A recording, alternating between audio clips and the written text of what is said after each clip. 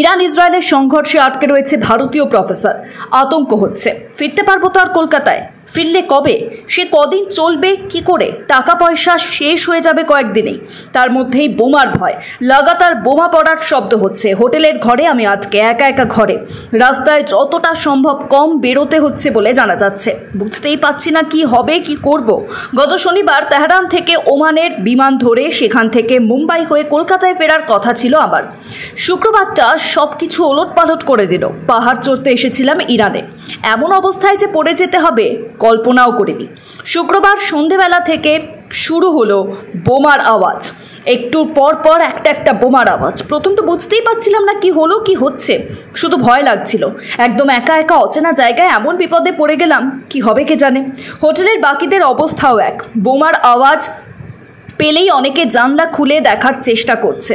যে হোটেলে আছি সেখানে লোকজন খুব কম, আমার ঘরে একাই আছি আমি। হোটেলে কোনো ভারতীয়কে দেখতে পাইনি। হোটেল থেকে বেরিয়েছিলাম খুব কম, রাস্তাতেও কোনো ভারতীয়দের দেখা পাইনি। এখানে আমার কোনো বন্ধু পর্যন্ত নেই। 1.5 কিলোমিটার দূরে এক ইন্দো অস্ট্রেলিয়া বন্ধু আছে বটে, কিন্তু সেও নিজের হোটেলে আটকে। 6 জুন ইরানের রাজধানী তেহরানে এসে পৌঁছেছিলাম। লক্ষ্য ছিল মাউন্ট দামানবান্দ। তেহরান থেকে সড়ক পথে 2 ঘন্টা দূরত্বে এলো বোর্জ পর্বত, সেখানে দামাবান্দ শৃঙ্গ, এশিয়ার উচ্চতম আগ্নেয়গিরি। সেখানেই সামিট করতে এসেছিলাম।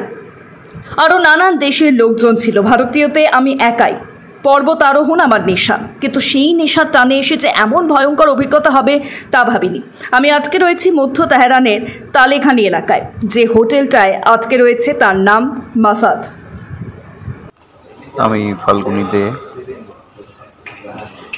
কলকাতা থেকে দামাবান্দ এক্সপিডিশনে এসে এখানে তেহরানের হোটেলে আটকে গেছি।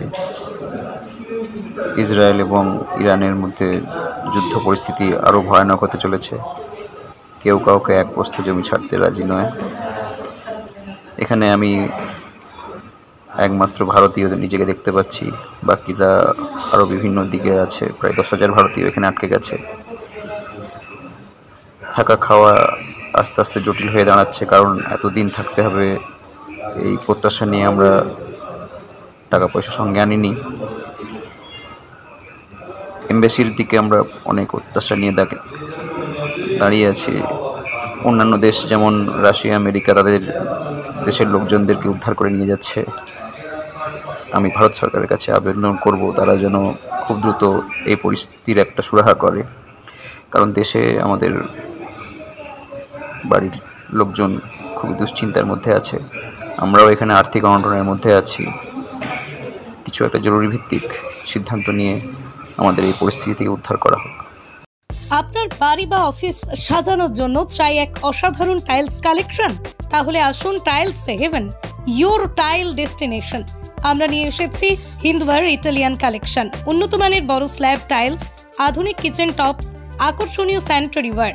এছাড়াও রয়েছে স্টাইলিশ ওয়াশ বেসিন, উচ্চমানের মার্বেল, টেকসই গ্রানাইট। আমাদের শোরুম অবস্থিত চান্দোয়া, কাঁচরাপাড়া, কল্যাণী এক্সপ্রেসওয়ে।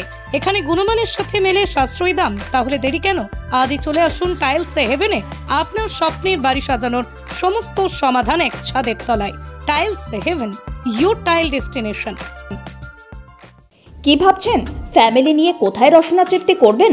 আর চিন্তা নেই, রসনা তৃপ্তির সেরা ঠিকানা হোটেল ইউ2, যেখানে রয়েছে ফ্যামিলি রুফটপ রেস্টুরেন্ট, সঙ্গে থাকছে মাল্টি কুইজিন রেস্টুরেন্ট। পুল পার্টির সুবন্দোবস্ত রয়েছে ইউ2তে। এছাড়াও যে কোনো সামাজিক অনুষ্ঠান যেমন বিবাহ, জন্মদিন এবং অন্যান্য অনুষ্ঠান করারও সুবন্দোবস্ত রয়েছে। তাই আর দেরি না করে আজই চলে আসুন ইউ2তে। আমাদের ঠিকানা কল্যাণী এক্সপ্রেসওয়ে, কাঁচরাপাড়া, কাঁপা মোড় সংলগ্ন ইউ2 hotel and restaurant. Dolphin school of hotel management সাধ্যের মধ্যে কোর্স করে নিজস্ব ম্যান পাওয়ার সাপ্লাই লাইসেন্স দ্বারা স্টুডেন্টদের বিদেশে চাকরি দেওয়ার সেরা ঠিকানা Dolphin school of hotel Management, Haringhata, Nadia. Seat booking করতে আজই কল করুন এই নম্বরে 7797188188।